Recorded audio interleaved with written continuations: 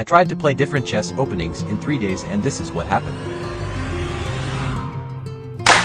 So, this past few days I feel bored and I decided to play different chess openings for white to find out the best chess openings in 1700 to 1900 ELO rapid rating. And I found out that the best suitable chess opening for this ELO is the Scotch Gambit. This is how Scotch Gambit works. This gambit starts with e4, e5, knight to f3, knight to c6 and then pawn to d4. Then pawn takes d4. That's so common. Let's explore another line. In this time, let's delay the gambit using bishop to c4. After that, the most common response for black is knight to f6, and you can outplay pawn d4 and give the opponent an option to go wrong. At this point, you're threatening this pawn and also potentially threatening the knight. In this time, black has 3 possible options to capture. Knight can capture this pawn, or capture with another knight. 2 of this are gonna wrong and only 1 is right, so let's start with this knight. Knight takes e4. The move looks great but in fact it is a wrong direction because after you capture his pawn, black's knight on e4 is in danger. It is too far away from the rest of the pieces and can get trouble. And you is in advantage. Then Mostov players here played bishop to c5 because it looks great for black threat this pawn and also develop bishop. But it is better for you in this position and possible win the game in moving queen to d5. That simply creates too many threats for black to handle. The first one is simply queen takes f7 checkmate. But also the knight is hanging and the bishop is in threat. And basically that is already losing for black. Of course black can capture this pawn but that's all they can do cause after you move the king away, it's over. There is still a checkmate coming in f7 and knight is still hanging. And if black probably castle to avoid it then you just have to take the knight and win a piece. Develop your pieces then it's already losing for black. That's how easy you can win a game if black move that knight. So this knight is wrong for black. Alright, let's take a look with another option for black which is to take the pawn with another knight. In this time, black expects you to trade it but instead of that, you have a very common scarify of bishop takes f7 check. The black takes it you follow up with knight takes c5 check. And after the king move then you regain your piece by taking the knight on d4 and you're up of a pawn. And what's also important is, the black king can't castle anymore and black's pieces is underdeveloped. And you can just simply develop and castle and you're already in advantage and I can say you're already winning. So, this another knight is also a wrong to move for black. And the only move which is correct here is take it with pawn. After this, don't retake it with the knight, instead just castle. The point here is to put your king into safety and you can possibly opening the file, and take the advantage to play.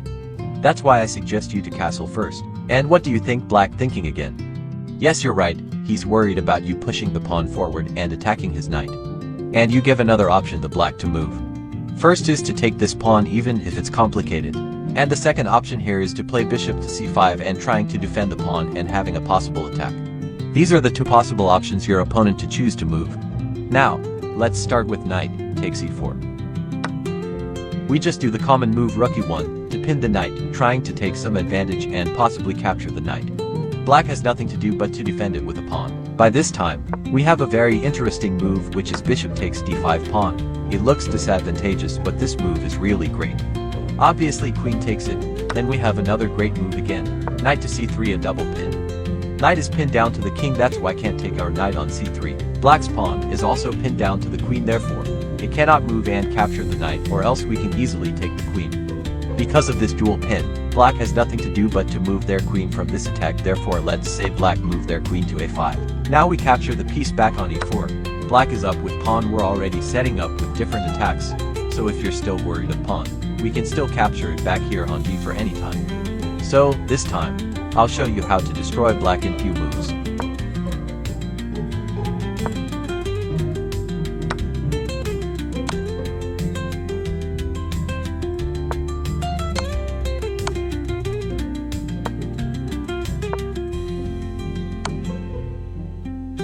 So, taking this pawn with horsey is not possible.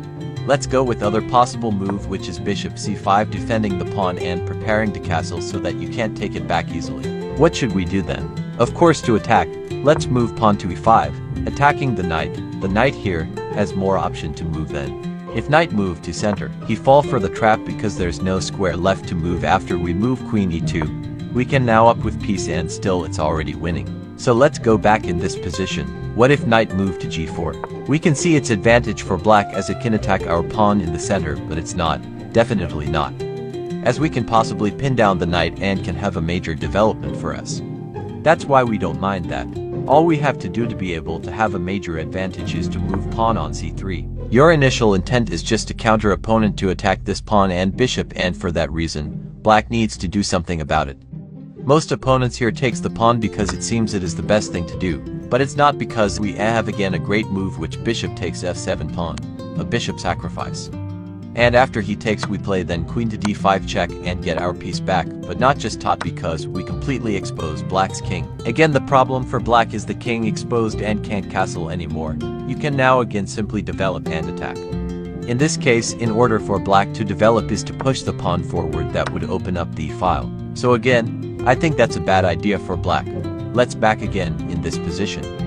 The best move to play for black here is not defend but to counter-attack with pawn d5, and exchange attack to both.